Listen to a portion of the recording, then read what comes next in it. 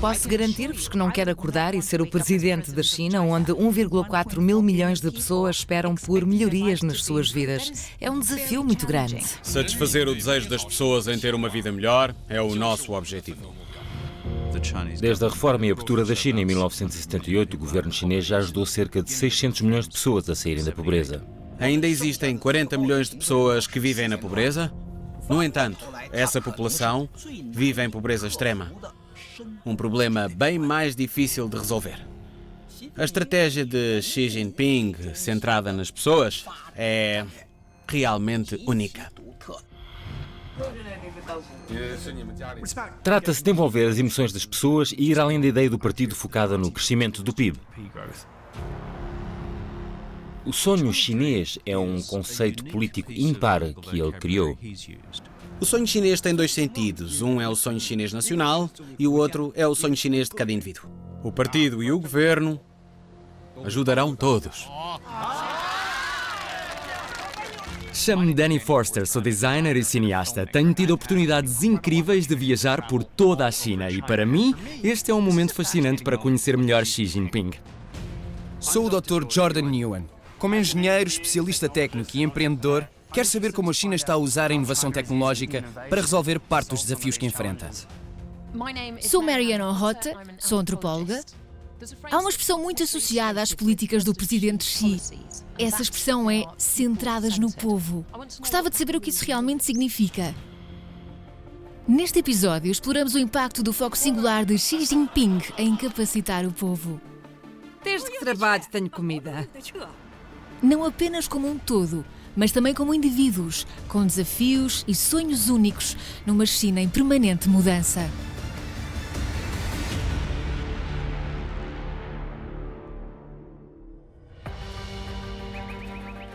Como é que se pode ter grandes sonhos se temos que nos preocupar com o amanhã?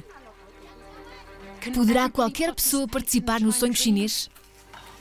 Tomemos a história de Xu Pajuan, por exemplo. O seu marido já morreu e os seus filhos mudaram-se para a cidade. A aldeia em que vive, Xubadong, era outrora uma pequena aldeia perdida na área montanhosa da província de Hunan. Durante anos, nem uma estrada de acesso à aldeia havia. As reformas económicas do passado criaram grandes diferenças salariais. As aldeias e as pequenas cidades foram esquecidas pelas pessoas. Os chineses estão familiarizados com a desigualdade de salário ao longo da sua história. Eles sabem que é um grande desafio no qual estão a trabalhar. Quando me casei, a aldeia era muito pobre e a estrada era horrível.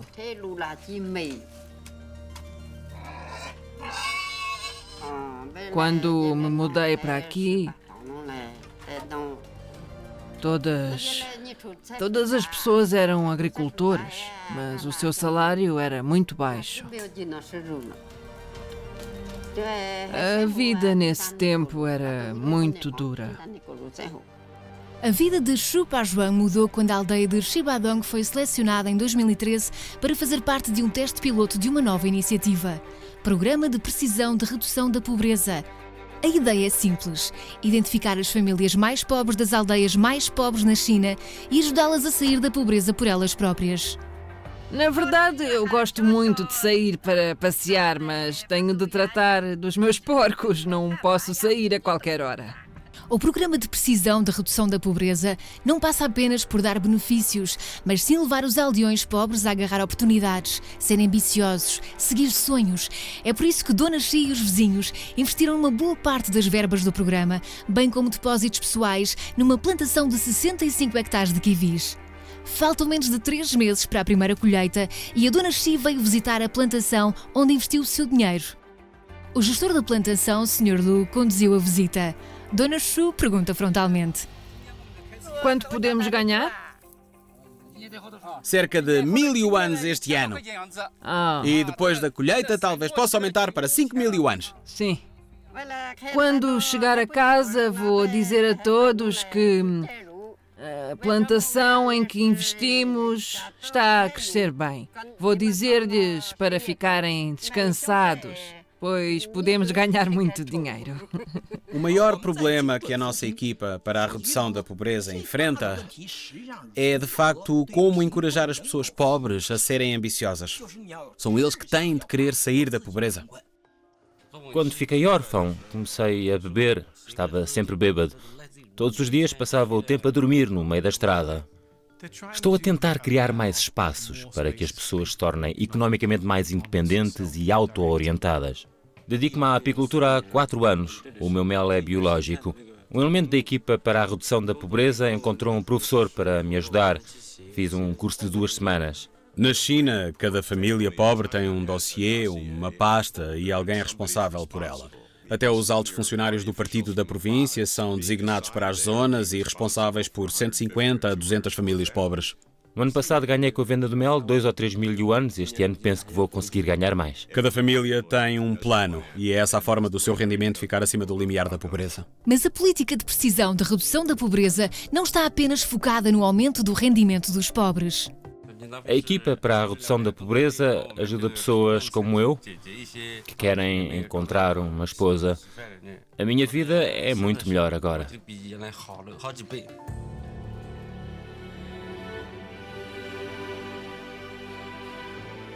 Metade dos 1,3 mil milhões de habitantes na China vivem em áreas urbanas. Mais de 600 milhões de pessoas vivem no campo.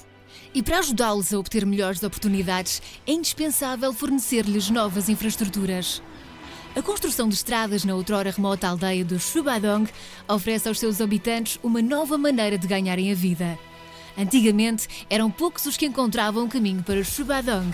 Agora, os turistas chegam em grupos. Wu Shuwen, chefe da equipa do Programa de Redução da Pobreza, considera que a aldeia renovou a sua vitalidade. Há 15 ou 20 anos atrás, esta aldeia eram só colinas inférteis e trilhos traiçoeiros. Ninguém queria vir aqui. Mas agora é totalmente diferente. Tornou-se uma das aldeias mais bonitas da China. Foi esse o nosso objetivo. O programa conduziu ao renascimento do artesanato de alguns séculos atrás. A nação Miao sempre bordou os seus trajes nacionais. Com a ajuda do Programa de Redução da Pobreza, criaram uma agência para vender os seus bordados aos turistas.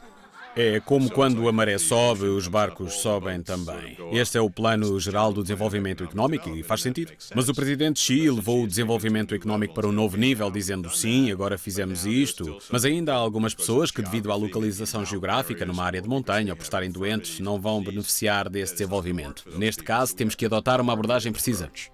Avançar para a frente em conjunto. Não deixar ninguém para trás. Em 2016, a China investiu 66 mil milhões de yuanes para reduzir a pobreza. Desde 2013, 60 milhões de pessoas foram retiradas do limiar da pobreza. Isto quer dizer que a cada 2 segundos há uma pessoa que saiu da pobreza. Temos de admirar a ambição de um projeto tão grande. E parece justo, com o aumento da prosperidade da China, garantir que ninguém seja deixado para trás.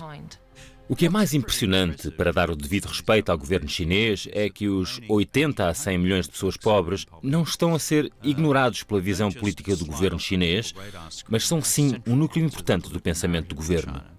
A estratégia de desenvolvimento centrada nas pessoas é realmente única. Xi pôs essa estratégia como prioritária no desenvolvimento económico da China. Nunca tomes o PIB como o único critério para o sucesso. A forma de vida das pessoas é um dos critérios mais importantes. Ele estava mesmo ali à minha porta. Perguntei a outras pessoas quem ele é, de onde é que ele veio. O convidado da Dona Xu ficou em sua casa por algum tempo, mostrando-se interessado em saber alguns pormenores sobre as suas condições de vida. Convidei-o para se sentar, ele pegou na minha mão e sentámo-nos nas cadeiras. 3 dias depois, o chefe da aldeia ofereceu-me uma televisão. Agora, posso ver as notícias todas as noites e já sei quem ele é. Ele é o nosso presidente, o presidente da China. Se virmos com atenção os seus discursos, há um claro refrão que é repetido diversas vezes. Ele fala sobre as pessoas, fala da pobreza, fala sobre justiça social. Nos últimos 5 anos, o presidente Xi Jinping já visitou 14 áreas pobres em todo o país. É evidente que Xi Jinping está muito interessado nos pobres, mas gostava de saber qual a origem desse interesse. Penso que um dos subprodutos críticos da China é a sua nova posição no cenário mundial, à qual as pessoas estão a prestar atenção. O que Xi Jinping disse, as suas filosofias e estratégias são importantes, mas não apenas para o povo chinês. Mas o que moldou a abordagem de Xi à política? Como é que a sua experiência de vida o preparou para liderar uma das superpotências emergentes do mundo? Xi Jinping nasceu numa família política de elite e foi educado em Pequim. Mas aos 15 anos, a sua vida teve uma mudança dramática. Xi foi para um lugar remoto e integrou-se na vida local. Queria esquecer o seu passado elitista. Era um lugar pouco desenvolvido, por isso a vida era muito dura. Ele era visto como uma pessoa pronta a cooperar e colaborar. Esta é a aldeia de Liangjiahe, no condado de Yanchuan, da província Shanxi, onde Xi Jinping passou 7 anos. Liao Jinlian, proprietária de uma pequena loja local, recorda-se de Xi Jinping ser uma pessoa sempre pronta a ajudar. Tal como nós, ele trabalhava arduamente nas montanhas. Sempre que era preciso transportar estrume, ele transportava o estrume. Xi teve a sua primeira experiência na administração pública quando, aos 20 anos, foi eleito como secretário do partido da aldeia. O seu primeiro projeto foi construir uma fundição e um moinho, mas ele tinha planos ainda mais ousados. A sua maior conquista foi construir uma barragem para conseguir mais terras para cultivo. Quando construímos esta terra, ele ajudou em tudo. Empurrou carros, escavou o solo. O secretário-geral era sempre o primeiro pronto para fazer o trabalho mais duro e pesado. Portanto, todos o respeitávamos e confiávamos nele. Nos anos 70, as condições eram muito difíceis e a vida era dura. Mas havia alegria no meio da dor. Para um líder chinês contemporâneo, estabelecer um vínculo verdadeiro com a zona rural é extremamente importante. Ele passou muito na sua vida. Em chinês diz-se Cheku. E isso dá-lhe o direito moral de falar da forma como ele fala atualmente. Xi Jinping saiu do distrito em 1975. Ao todo, ele serviu em 5 províncias da China, exercendo cargos em todos os níveis do governo chinês. O presidente Xi foi o governador da província de Fujian, secretário do comitê do partido de Zhejiang e Xangai. Cada uma destas províncias é maior do que a maioria dos países do mundo em termos de PIB e população. O sistema chinês para a formação de quadros políticos é muito perfeito. Quando olhamos, por exemplo, para o caso do presidente Trump, que veio diretamente do comércio para a Casa Branca, no sistema político chinês isso seria simplesmente incompreensível. É impossível não ter larga experiência direta de décadas em administração pública. As extensas experiências de Xi ao longo do vasto território da China, interagindo com diferentes comunidades, acabou por moldar a sua estratégia sobre o que focar e quando abordar os desafios económicos da China que ainda estão por vir. A espinha dorsal de qualquer economia é a infraestrutura. E o que a China já demonstrou é tremendo em termos de investimento. O investimento nessa área é enorme. Conseguimos realizar a maior revolução e modernização de infraestrutura no mundo. Para melhorar o equilíbrio da economia chinesa, o presidente Xi e a sua equipa estão a investir em gigantescos projetos de infraestrutura. De uma perspectiva de engenharia, um dos melhores projetos, um dos mais emocionantes, é a rede de caminhos de ferro de alta velocidade. As grandes cidades foram as primeiras beneficiárias desta rede. Atualmente, a rede de caminhos de ferro de alta velocidade está a desenvolver-se por toda a China, o que traz um ou outro problema técnico. Para explicar o meu ponto de vista, vamos até à cidade de Yibin, na província de Sichuan, porque esta ponte está na fronteira da rede de caminhos de ferro de alta velocidade. Ela atravessa o rio Jingcha e vai ser uma secção fundamental que ligará a nova linha ferroviária entre Chengdu e Guiyang. O engenheiro-chefe da obra, Li Yang-je, enfrenta um dos maiores desafios técnicos. Esta é a ponte rodoviária e ferroviária em arco de caixa de aço com a maior extensão do mundo. O seu comprimento total é de 1,8 km e de altura tem 180 metros desde a superfície da água até à abóbada. O nível superior da ponte tem 4 linhas de comboio, enquanto o inferior tem 6 vias de autoestrada. Para a construção desta ponte em 4 anos são necessários cerca de 1000 trabalhadores. Os trabalhadores comem e dormem no local da obra. Para Wang Bing, engenheiro assistente, este é o seu primeiro trabalho desde que concluiu a sua licenciatura. Por isso, este projeto é ainda mais difícil. Subimos e descemos a ponte pelo menos 4 vezes por dia. É muito alto e fico completamente exausto no final do dia de trabalho.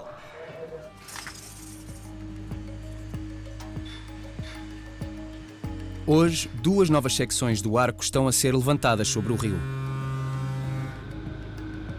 Os 2 componentes precisam ser levantados e conectados com precisão. Mas isso só poderá acontecer quando as nuvens se dissiparem. Todas as mudanças do clima podem afetar a duração das obras. Não podemos levantar quando tiver vento forte e chuva intensa. Enquanto a equipa de construção de Yibin aguarda ansiosamente, nas cidades grandes como Xangai, o comboio de alta velocidade já faz parte da vida cotidiana. O que uma infraestrutura, um bom sistema ferroviário faz é criar uma China interconectada, uma China que fica cada vez mais pequena, onde a acessibilidade não para de crescer.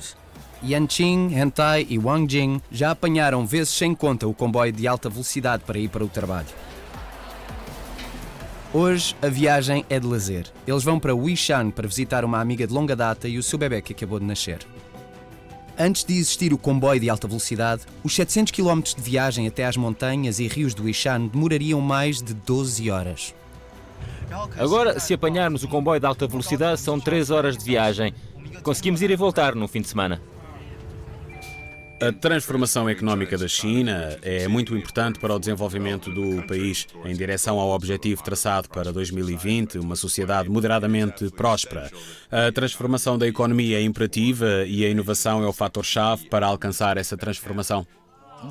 A China passou do país com o maior número de pessoas com salários mínimos para o país com o maior número de pessoas com salários médios. Estou muito satisfeito por ver que não se esqueceram de trazer os presentes tradicionais para o bebê. Para mim, este é mais um pequeno exemplo de como o comboio de alta velocidade facilita a reunião das pessoas e faz este vasto país parecer um bocadinho mais pequeno. Atualmente, a China tem 4 redes ferroviárias de alta velocidade horizontais e 4 verticais. 4 de norte a sul e 4 de leste a oeste. O objetivo é dobrar esse número. 8 linhas a circular de este para oeste e outras 8 linhas de norte para sul. Se a construção de infraestruturas é o coração da política económica de Xi, o sistema político chinês permite um nível de investimento e planeamento a longo prazo que os outros países não conseguem. A atitude do Ocidente, a atitude da economia ocidental é que é preciso ter lucro. Mas a perspectiva chinesa é diferente. Devido à particularidade da estrutura do sistema político chinês, o governo não está sujeito à volatilidade de agradar ou atender aos eleitores. Pode concentrar-se apenas no desenvolvimento económico sem ter outro tipo de distrações. A nova linha de comboio de alta velocidade ligará Chengdu a Guanyang, reduzindo o tempo de viagem de 14 horas para menos de 4. Agora que o tempo melhorou o suficiente, já é possível tentar colocar as novas secções do arco no respectivo lugar.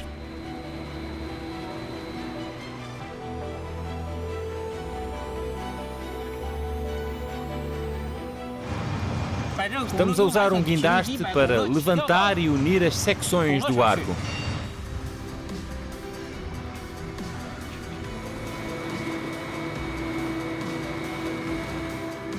É uma operação complicada, mesmo com bom tempo. Vai, vai, vai, vai, vai, vai! Já está em posição? Estou aqui, estou a ver. O arco foi levantado 180 metros acima do rio Chincha, pronto para ser encaixado no lugar. Não é um trabalho para pessoas pouco corajosas. Acredito que, se todos nos esforçarmos, vamos conseguir construir esta ponte passo a passo. Eu tenho muito orgulho em fazer parte desta equipa. A construção da ponte em breve será concluída e Yibin vai juntar-se à era do comboio de alta velocidade. Mas esta enorme infraestrutura não é a única maneira de unir economicamente um país tão vasto como a China.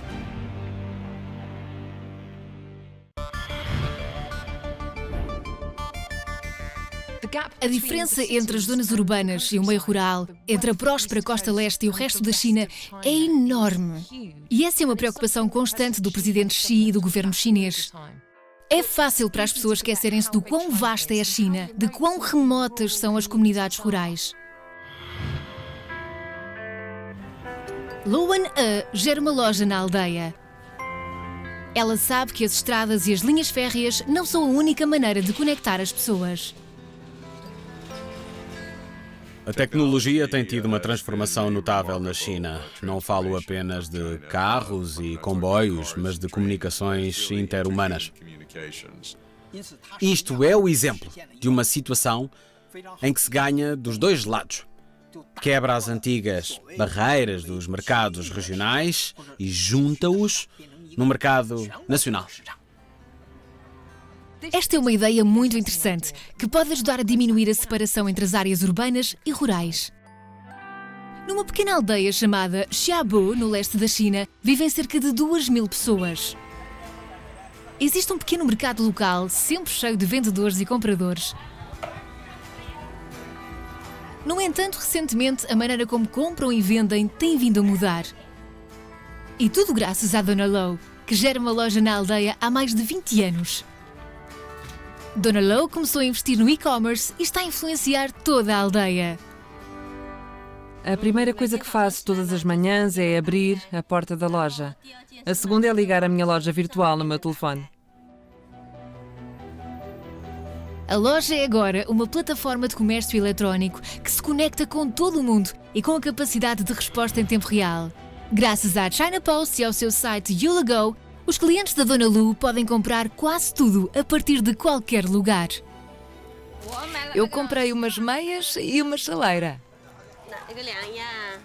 Aqui é muito prático. Se preciso de alguma coisa, a Dona Lou ajuda-me a procurar. Adeus. O papel da inovação no crescimento económico é absolutamente vital.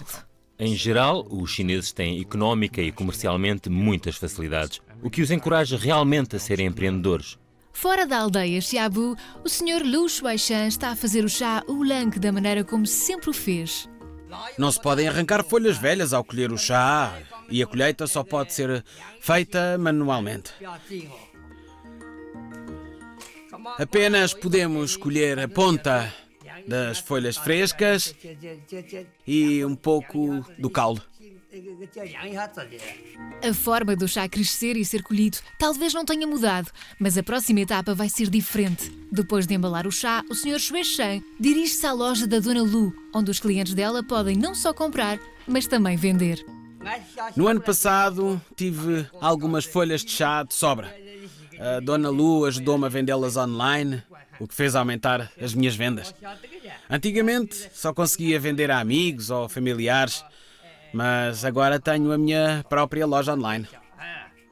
Dona Lu pesa o chá e o Sr. Shuaishan indica o preço. Tem 1,5 kg. Quanto custa? O preço é 400 yuans por quilo. Então, o preço online por pacote será 40 yuans. O negócio está fechado. O chá do Sr. Shuaishan vai ser vendido pela internet para toda a China. Estará disponível para venda em 30 minutos. Só temos de esperar para ver se temos compradores. Chega a hora de encerrar a loja. Hoje a Dona Lu fez 5.000 yuans de venda ao balcão e quase 200 encomendas online. E acredito que tenha ajudado mais pessoas a usarem a internet, contribuindo para diminuir um pouco mais a distância entre zonas rurais e urbanas. A combinação de investimento privado, investimento nacional e tecnologia inteligente é uma característica chinesa. E o facto deste modelo estar a ser desenvolvido nas aldeias e nas cidades de todo o país serve para provar como os chineses estão na vanguarda. Em 2016, o comércio eletrónico rural criou mais de 20 milhões de empregos. 5 bilhões de yuans, o equivalente a 758 mil milhões de dólares, foram gastos online na China, representando um aumento de 26% em relação ao ano anterior. Acho que existe empreendedorismo na China que é muito inovador. Também é muito distinta a forma como se pode usar a internet na China ou fazer pagamentos eletrónicos. Um dos aspectos mais fascinantes do desenvolvimento económico atualmente é que há muitos países que lançaram ferramentas de políticas públicas para promover o crescimento económico, para assim retirarem da pobreza muitas e muitas pessoas. No caso da China, são centenas de milhões de pessoas. O salário médio subiu rapidamente na China. Em 1980, equivalia a $300 por ano. Depois de 20 anos, subiu para os $3.000 por ano. Em 2017, estimava-se que o salário médio atingisse os $10.000 por ano. Olhar para o desenvolvimento da China é como assistir à reconstrução de todo o território dos Estados Unidos. Conseguimos ver um país a auto-reinventar-se, a reinventar a sua infraestrutura e a repensar a sua cultura. Tudo isto a um ritmo rápido e público. E o mais interessante é que não se verificou nenhum dano. Aqui os cidadãos que vivem nas áreas rurais estão a mudar-se para as áreas urbanas, o que requer a construção de mais casas.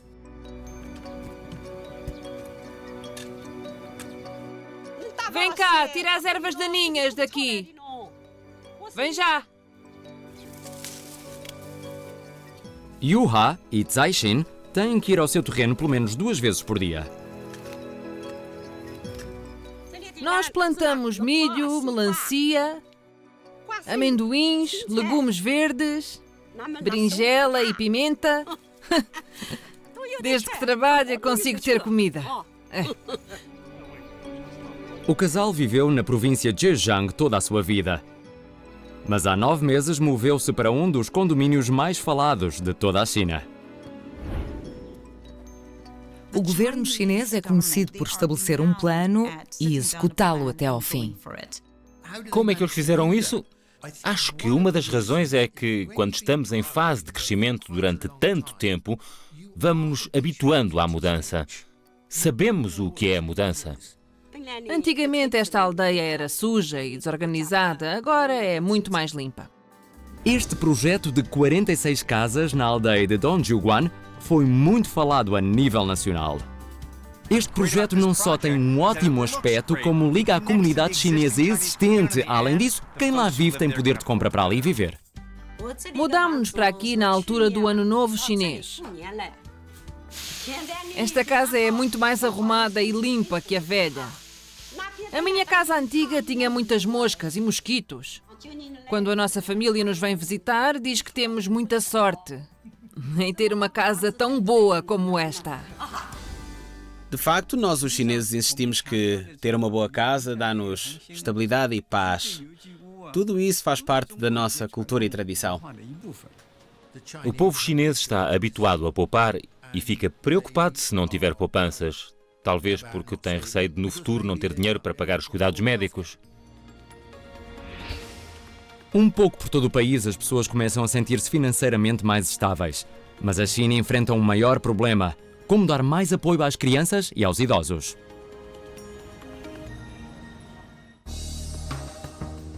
Qualquer grande feito começa com pequenos passos. Este é o Dr. Zhang.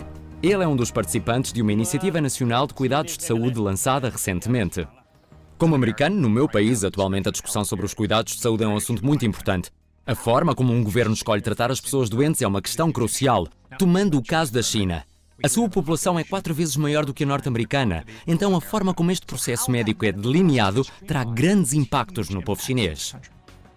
A estrutura demográfica da China é um grande problema. O problema do envelhecimento torna-se cada vez mais proeminente e, além disso, à medida que a China se torna mais desenvolvida, a incidência de doenças cardíacas também tem aumentado. Então, tudo isso está a aumentar a complexidade de também tentar lidar com a criação de bem-estar para os segmentos pobres da sociedade. Para resolver este problema, a China tomou medidas para melhorar o sistema de segurança social, incluindo o novo sistema de seguro de saúde. A minha questão é se a cobertura e a velocidade de implementação destas medidas serão suficientes para garantir a estabilidade social e política desejada pelos líderes chineses. Tudo depende deles. As reformas ao nível da saúde trazem muitas vantagens para as pessoas. Hoje, o Dr. Zhang dirige-se a um consultório ao ar livre na aldeia de Leizhuang. No nosso país, até agora, a população que possui um seguro médico já é superior a 95%. Fui professor durante mais de 10 anos. Agora estou reformado. A sua tensão arterial está boa? Tome este comprimido 2 vezes por dia. No passado não íamos ao médico, mas agora é diferente. Se me sentir doente, venho ao posto médico e só pago 100 yuans por ano. Em 2017, as despesas de saúde do Estado chinês foram cerca de 1,4 bilhões de yuans, o que já representa mais de 6% do PIB. Medidas e esforços como estes são essenciais para ajudar a suportar o aumento da população envelhecida, que se situa atualmente nos 150 milhões. É muito significativo verificar que, num curto espaço de tempo, a China passou da sociedade com o maior número de pessoas abaixo da linha da pobreza para a maior sociedade do mundo moderadamente próspera. Usando as próprias palavras, já comemos a carne, agora temos de comer os ossos. Isto quer dizer que agora temos de focar-nos na parte mais difícil. Continuar a construir serviços de bem-estar com qualidade para todo o povo chinês é o grande desafio. Sem eles, a população chinesa com rendimento médio não conseguirá passar ao nível seguinte. Não é apenas construir edifícios bonitos e fazer crescer a economia, mas também a vida das pessoas. Isso é o mais importante e o motivo por que o presidente Xi valoriza tanto esse aspecto. Os chineses querem consumir, mas têm medo. E esse é o grande problema.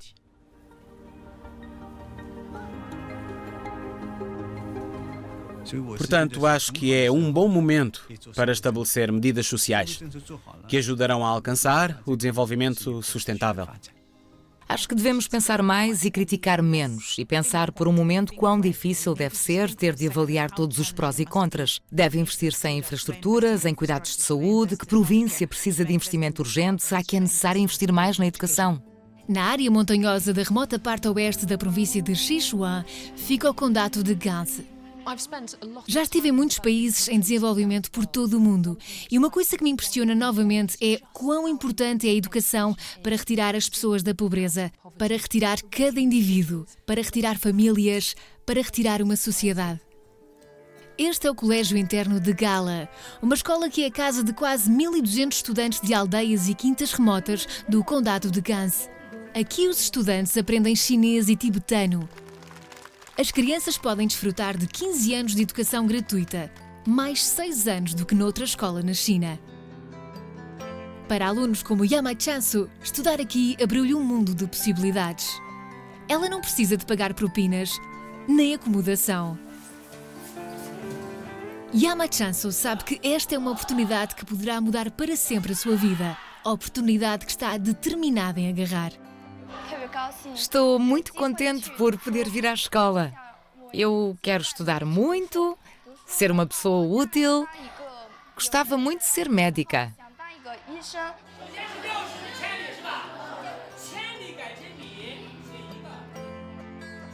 É impossível em décadas criar nas áreas rurais os mesmos serviços que existem nas cidades.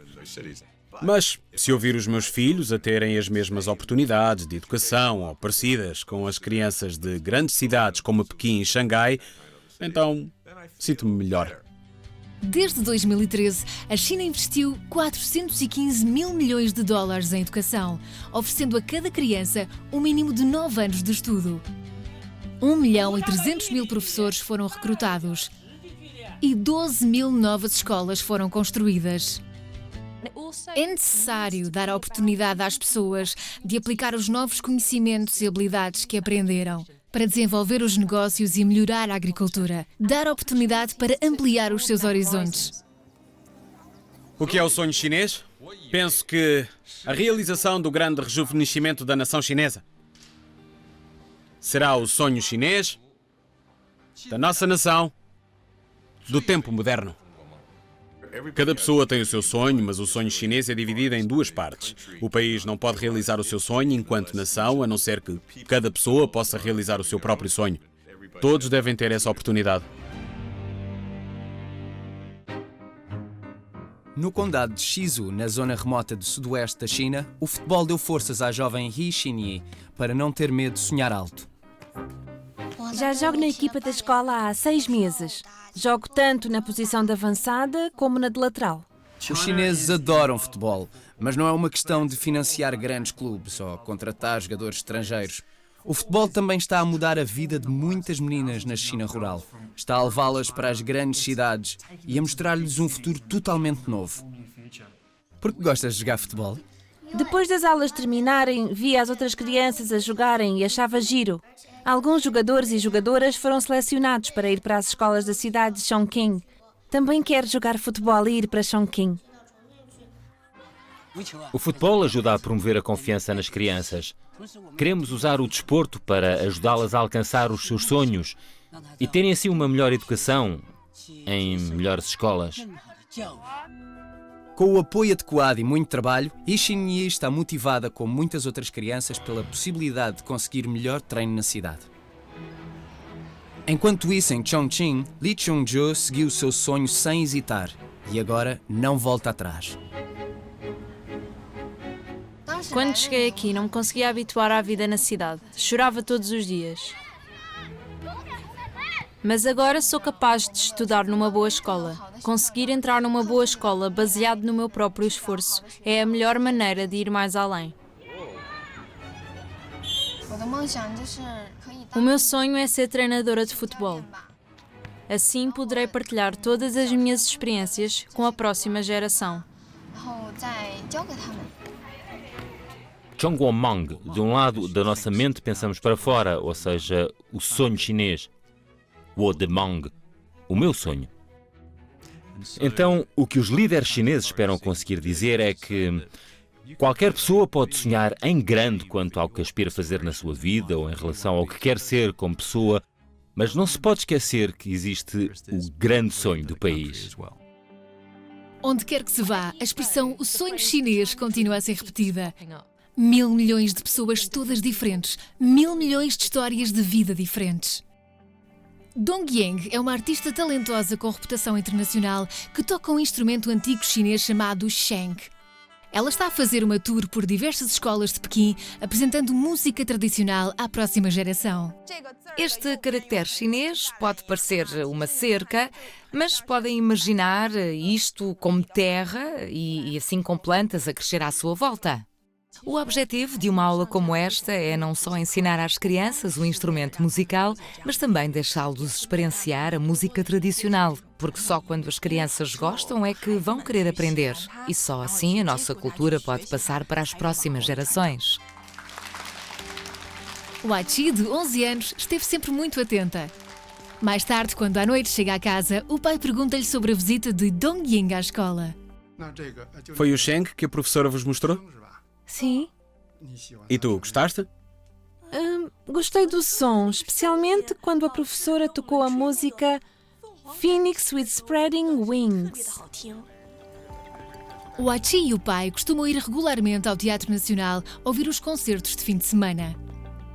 Creio que Xi Jinping quer persuadir os chineses quanto à sua capacidade em modernizar, não apenas no campo material, mas em todas as áreas da cultura. Podemos fazê-lo da nossa forma.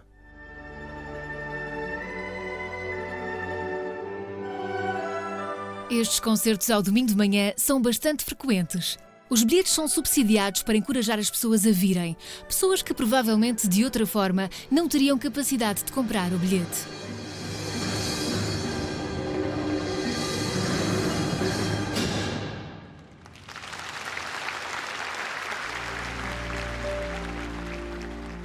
É um instrumento único e bonito, e é inspirador ver tudo o que está a ser feito para incentivar os jovens a interessarem-se pela música tradicional chinesa.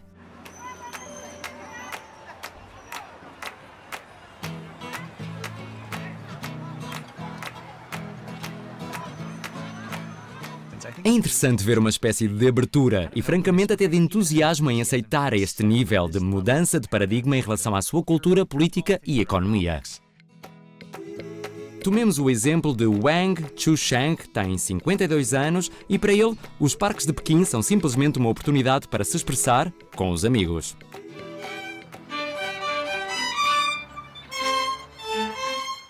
Podemos tocar uma ou duas notas mal, mas sabe bem, desde que seja divertido para todos. Do som da música ao barulho dos carros, o taxista Wang Chusheng desloca-se facilmente entre estes dois mundos. Sou taxista em Pequim há mais de 20 anos. Quando era criança, o meu sonho era ter um violino.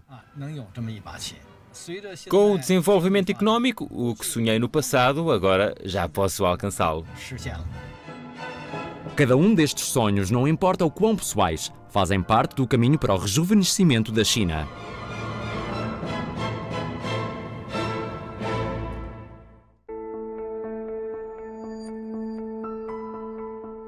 É fascinante ver como o presidente Xi pegou numa ideia já existente do partido em servir o povo e a adaptou ao século XXI.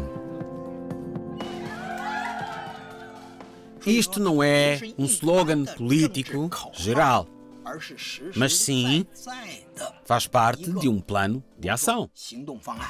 Queremos ver objetivos realistas e queremos toda a sociedade envolvida. Não queremos grandes disparidades em termos de riqueza. Isso é o Xiaokang, ou uma sociedade moderadamente próspera. A China tem uma tradição muito diferente do Ocidente. O modo de pensar sobre os problemas também é diferente. A era da internet não é sempre impessoal. Concebendo políticas focadas nas pessoas e não apenas no crescimento do PIB, a abordagem de Xi Jinping, centrada nas pessoas, é uma ousada e inovadora forma de enfrentar a desigualdade. À medida que se vai transformando, a China vai enfrentando outros grandes desafios.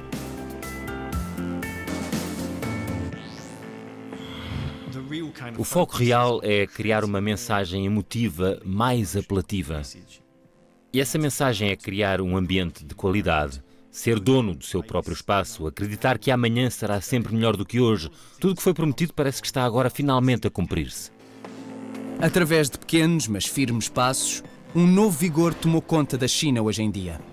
Xi Jinping é um líder com ambições, grandes ambições. O que reserva o futuro próximo para esta República do Povo? Claramente, quando os países ocidentais se tornaram tão ricos, quando a igualdade de salário está no seu pior, ver a China tornar-se um dos players mundiais, mas com uma ideologia bem diferente, creio que isso vai beneficiar definitivamente o progresso da humanidade.